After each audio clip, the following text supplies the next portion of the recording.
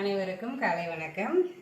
இன்றைக்கி வெள்ளிக்கிழமை இல்லையா, அதனால் காலையிலே இந்த கடன்னு கிச்சனுக்கு நல்லா சூப்பராக ஃப்ரெஷ்ஷாக ஒரு சமையல் வேலையை தொடங்கிட்டேன்.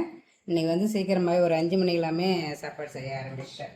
ஏன்னா கொஞ்சம் லேட்டாக இருந்தால் அவசரமாக பசங்களுக்கு செஞ்சு கொடுக்கணும். அதனால் பொறுமையாக செய்யலாம் அப்படின்னு என்கிட்டேன். சூடான சாதத்துக்கு சூப்பராக ஒரு கத்திரிக்காய் போட்டு சாம்பார். வெள்ளிக்கிழமை இல்லையா அன்றைக்கி வேறு ஏதாவது செய்யலாம் அப்படின்னா நம்ம இன்னமும் வெள்ளிக்கிழமைனா சாம்பார் வச்சா தான் கொஞ்சம் மன நிறைவாக இருக்கும். அதனால் கத்திரிக்காய் போட்டு, கத்திரிக்காய் மட்டும்தான் இருந்தது, கத்திரிக்காய் போட்டு கத்திரிக்காய் சாம்பார் வச்சாச்சு.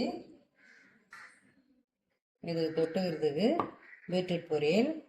ஆனால் சாம்பாருக்கு உருளைக்கிழங்கு பொரியல் வச்சா காம்பினேஷன் நல்லா தான் இருக்கும். பீட்ரூட் இருந்ததுனால பீட்ரூட் பொரியல் பண்ணிட்டேன். காலையில் பிரேக்ஃபாஸ்ட்டுக்கு சூடான பொங்கல்.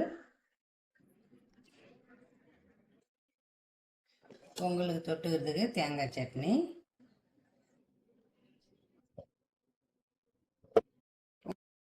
பொங்கலுக்கு ஒருத்தவங்க தேங்காய் சட்னி பிடிக்கும், ஒருத்தவங்க சாம்பார் பிடிக்கும். அதனால் தேங்காய் சட்னி அரைச்சிருக்கு. ஏன்னா சாம்பார் வைக்கிறோம் இல்லையா வெள்ளிக்கிழமைனா, அதனால் ஏன்னா நம்ம சாம்பார் வைப்போம் எப்படியும் வெள்ளிக்கிழமை. அதனால் சாம்பார் அந்த சாம்பாரே ஊற்றிக்கலாம். பொங்கலுக்குன்னு தனியாக சாம்பார் எப்பயாவது தான் வைப்பேன்.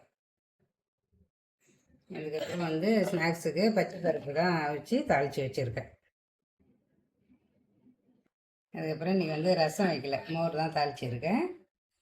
இன்றைக்கி ஜூஸ் போடல பசங்களுக்கு. ஃப்ரூட் கஸ்டர்ட் கேட்டாங்க, அதனால் ஃப்ரூட் கஸ்டர்ட் தான் பண்ணுறதுக்கு தான் கொஞ்சம் சீக்கிரம் எழுந்தேன். இதெல்லாம் கட் பண்ணி ரெடி பண்ணோம் இல்லையா, அதனால தான்.